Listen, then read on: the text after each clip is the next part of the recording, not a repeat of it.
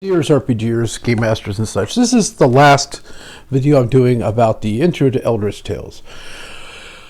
Alright, so I kind of went over just the concept of how, the basic mechanics of the game, a little bit about character design, and last things is about spells, probably the most confusing part of the whole thing. But let's talk about a campaign in a campaign setting.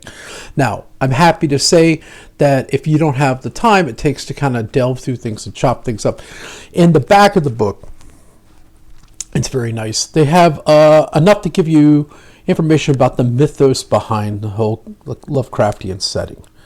It's nice. These are small, chunky little paragraphs that kind of go through enough of the stuff to give you a flavor to get up and run with it, okay? Now, I have also gotten the Call of Cthulhu D20 by Monty. I got this for Christmas. I got it on eBay for like $28, $30 or something like that. It's awesome. It has lots of information, 300 some odd pages. However, I think it gets a little dense with the numbers and the bonuses and all this stuff. So it's not a system I would play. And a lot of it, I think more attention is put towards the modern aspect of doing Call of Cthulhu, which I guess would be sort of like Delta Green, maybe, I don't know. So it's not of interest to me. Anytime it has like a plus 56 to something or plus 18 to something, it's too much. I feel like it's accounting and I'm not really into it. Too crunchy, I guess you might say. So, but it has a whole bunch of information that you could use at the table, something that you would find useful. It's a nice resource book. Any book that would have something out there about this would probably be very useful. There's another one by I just got about the Peterson Guide, which is kind of cool. I've been reading through that. That's, any of this stuff will work. And actually, if you get down to it, if you have any of the swords and wizardry stuff, I have Tomb of Horus complete, and 4. These things can easily fit into the thing. So if you need a weird monster no one's seen before, there's so much weird crap in that. You can stick it in there, have some fun with it, obviously. But if you don't have the time, okay, to kind of like make your own module, especially the first time running it, they give you a nice one right here. And I kind of looked at it. I liked it. I decided not to use it on purpose. And the reason why is this is kind of like James Bond did this when he made White Star. Although I used that one immediately. This one I'm holding back on in case I need a filler for the night, because I couldn't think of my story ahead of time. But I did make a story. And this is something I'm going to suggest you do. Now, I'm a teacher, so I stay home for 2 weeks around the holiday season. At the end of the year, I had time to think about a whole bunch of stuff. And what I did was I came up with a scenario based on my geographic location. Now, I also thought about the 1920s, what was going on. And in Salisbury, Maryland, they built the Wacomico Hotel. And I use this as my launching pad for my adventure with my brand new characters, okay?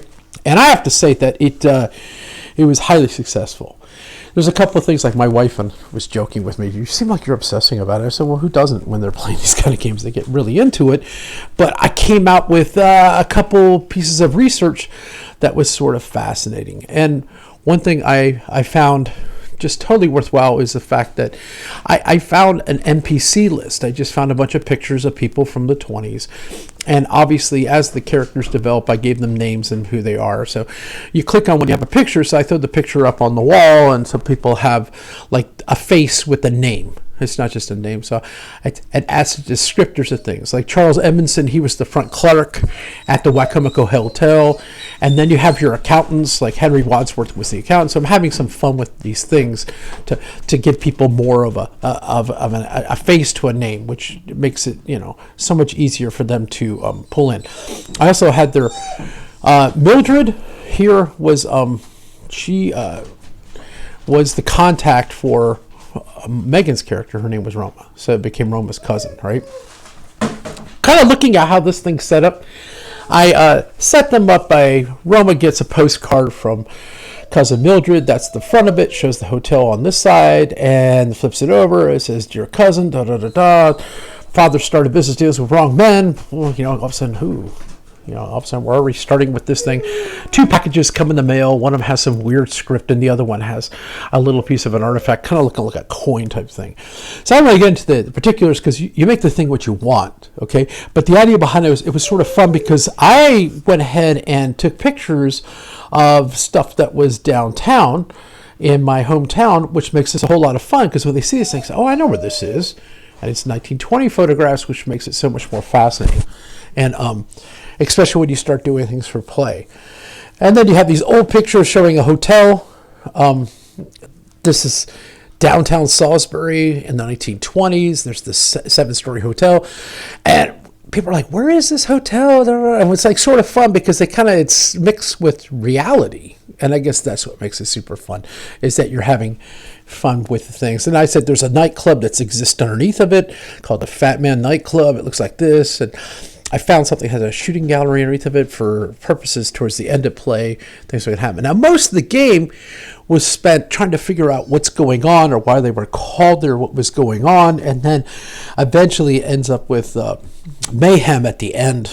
Okay, one of them is the Fat Man Club. All of a sudden, some ghostly. Wednesday, everyone showed up for the celebration. A ghostly figure just sort of appears in the center of the dance floor, having fun with this. And then I actually give a blow-up view. People could sit there and see.